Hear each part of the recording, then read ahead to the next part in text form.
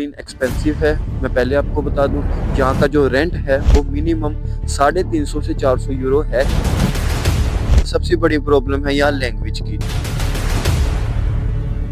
आपको पता ही है, जब पहली बार आप अपना घर छोड़कर कहीं बाहर आते हो, आप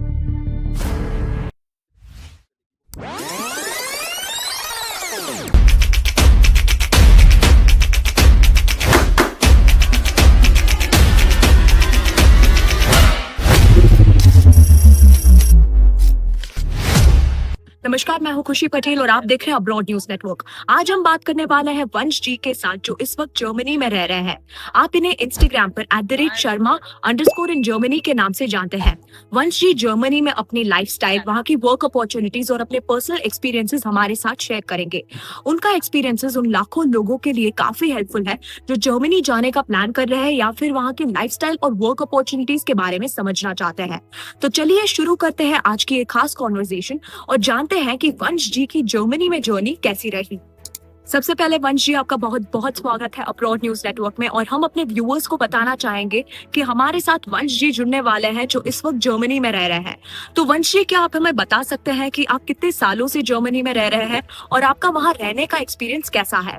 पहले तो बहुत बहुत धन्यवाद अब्रॉड न्यूज नेटवर्क का, जिन्होंने मुझे आज मौका दिया कि मैं अपना जर्मन एक्सपीरियंस इस प्लेटफॉर्म पे शेयर करूं, सभी स्टूडेंट्स की हेल्प करूं। और जितनी मेरे से हो सकती है मैं ज़रूर आपको डिटेल में बताना चाहूँगा कि जर्मनी देखो कैसा है, क्या यहाँ पे माहौल है और क्या यहाँ के रूल्स रेगुलेशन जो भी है, मैं आपको पूरी पूरी बताने की कोशिश करूँगा।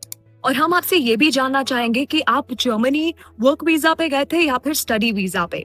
जी, मैं जर्मनी में स्टडी वीज़ा पर आया था और मुझे लगता है यहाँ पर स्टडी वीज़ा बिल्कुल वर्थ है, क्योंकि इंडिया से मैंने 12th के बाद ही फाइल लगा दी थी, बट अनफॉर्चुनेटली पहली बार मेरी रिफ्यूज़ल आ गई।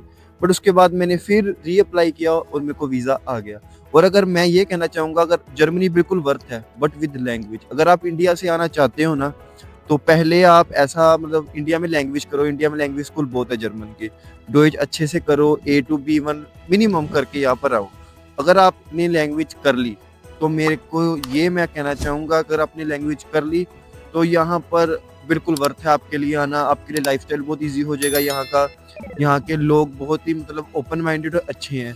अगर अगर आप उनको डॉइच में कुछ बोलोगे, वो खुश होते हैं कि हाँ, इन्होंने हमारी लैंग्वेज सीखी।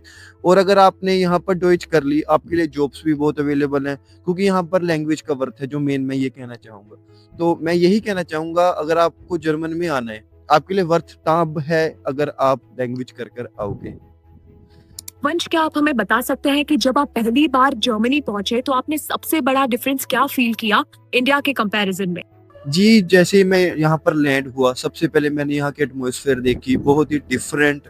आपको पता ही है, जब पहली बार आप अपना घर छोड़कर कहीं बाहर आते हो, आपको पता है यहाँ पे ना माँ है ना बाप है, जो करना है खुद करना है। तो थोड़ा सा बुरा भी लगा, थोड़ा सा नर्वस भी लगा, बट धीरे धीरे सब कुछ ठीक हो जाता है। और यहाँ का डिफरेंस सबसे बड़ा मुझे यही लगा कि मैं आपको बार बार यही बात बताऊंगा कि यहाँ पे रूल रेगुलेशन बहुत ही स्ट्रिक्ट है। और मुझे सबसे अच्छा वही लगा कि यहाँ के लोग अपनी लाइफ बहुत अच्छे से जीते हैं, रूल रेगुलेशन से जीते हैं। मैंने भी जब आया, पहले बहुत ही नर्वस था, है ना, पर धीरे धीरे करते करते सब ठीक हुआ। मैं यहाँ पर घुलने मिलने लगा लोगों से, यहाँ का कल्चर अडॉप्ट किया। सबसे बड़ा डिफरेंस तो यही था कि, है ना, एक बोलचाल नहीं हम सकते थे, यहाँ की लैंग्वेज और लोगों से कम्युनिकेशन करना बहुत मुश्किल होता था, बट धीरे धीरे सब कुछ ठीक हो गया। तो वंश, इंडिया में आपकी लाइफ पहले कैसी थी और क्या रीजन था कि आपने जर्मनी मूव होने का डिसाइड किया? जी, इंडिया में तो कुछ ऐसा खास नहीं था। टीनेजर में थे, आपको पता है टीनेजर में सभी घूमते फिरते हैं, पढ़ते हैं, बस 12th हुई। बट उसके बाद मेरा खुद का एक ड्रीम था शुरू से कि मैं अपने पैरों पे खुद खड़ा हूँ, अपने घर वालों को सपोर्ट करूँ। इसीलिए मैंने जर्मन चूज़ किया, क्योंकि जर्मन में वर्क कंडीशंस बहुत अच्छी हैं, यहाँ की इनकम बहुत अच्छी है, यहाँ पर जो वर्क के रूल्स रेगुलेशन है वो बहुत अच्छे हैं। और इसलिए मैंने जर्मन चूज़ किया, क्योंकि सबसे अच्छा जो मैंने सभी रिसर्च की उसमें मुझे जर्मन लगा। और यहाँ पर आकर मैं बहुत खुश हूँ। मैं खुद अपने पैरों पर खड़ा हूँ, घर वालों को भी सपोर्ट करता हूँ, इनकम भी ठीक है। और वंश, क्या आप हमारे व्यूअर्स को बता सकते हैं कि जर्मनी का मंथली खर्चा कितना आ जाता है और इनकम के साथ एक्सपेंसेस मैनेज करना डिफिकल्ट है या फिर आसान है? हाँ जी, अगर हम खर्चे की बात करें इन बर्लिन, तो बर्लिन एक्सपेंसिव है। मैं पहले आपको बता दूं, यहाँ का जो रेंट है वो मिनिमम 350 से 400 यूरो है शेयरिंग में। अगर प्राइवेट रूम लेना हो वो तो 600, 700, 800 यूरो तक भी जाता है। और अगर हम मंथली खर्चे की बात करें, सबसे पहले आ जाता है रेंट 400 यूरो, अगर हम अप्रोक्स लगा ले। इंश्योरेंस 130 यूरो, आपकी जो ट्रैवल की टिकट होती है वो है 60 यूरो की, फोन का बिल है 30 यूरो का, और जो ग्रोसरी का बिल है वो मैक्सिमम 150 से 200 यूरो। तो इतना खर्चा आ जाता है। और अगर हम सेविंग्स की बात करें तो स्ट्रगल तो है सेविंग्स में, बट कई स्टूडेंट हैं जो खुद का खर्चा कम कर कर बचा भी लेते हैं, कुछ नहीं बचा पाते। सभी का आपको पता अपना एक्सपेंस का वो है, बट स्ट्रगल तो अभी है देखो, बट धीरे धीरे सब कुछ ठीक हो जाता है, ऐसी कोई बात नहीं है।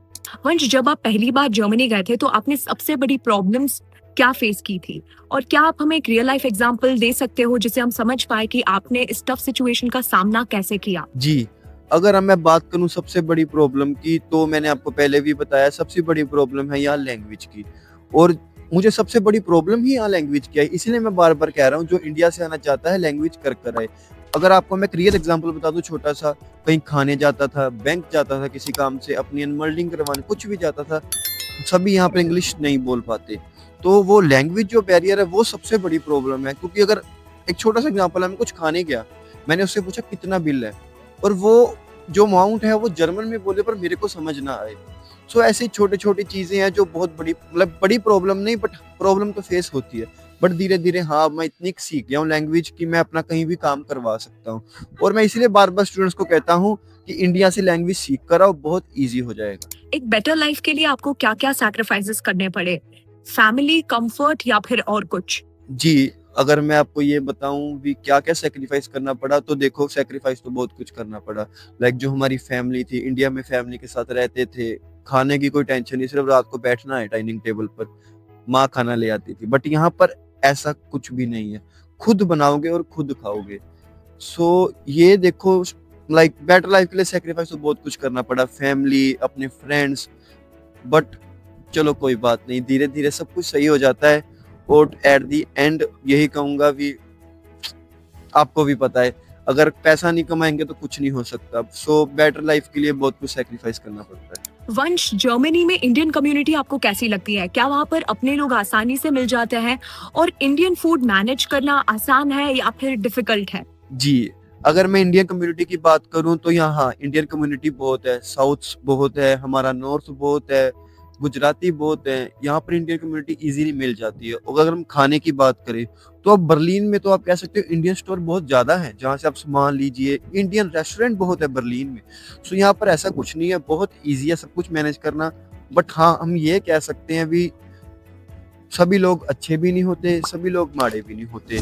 कुछ हमारी खुद की इंडियन कम्युनिटी के ऐसे बंदे हैं जो एक दूसरे की हेल्प करते हैं, और कुछ कहते हैं अभी हमें क्या फ़र्क है, हम अपना देखेंगे। सो एट द एंड आपको खुद ही सब कुछ करना पड़ेगा। अच्छे लोग भी हैं, बुरे लोग भी हैं, बट एट द एंड जो करोगे खुद करोगे। तो वंश जी, आपका बहुत बहुत शुक्रिया हमारे साथ बने रहने के लिए। आई एम श्योर हमारी इस बातचीत से काफी सारे व्यूअर्स को नए इंसाइट्स मिले होंगे। तो अगर आपको हमारी वीडियो पसंद आई तो हमारे चैनल को सब्सक्राइब करें और वीडियो को लाइक और शेयर करना ना भूलें। धन्यवाद।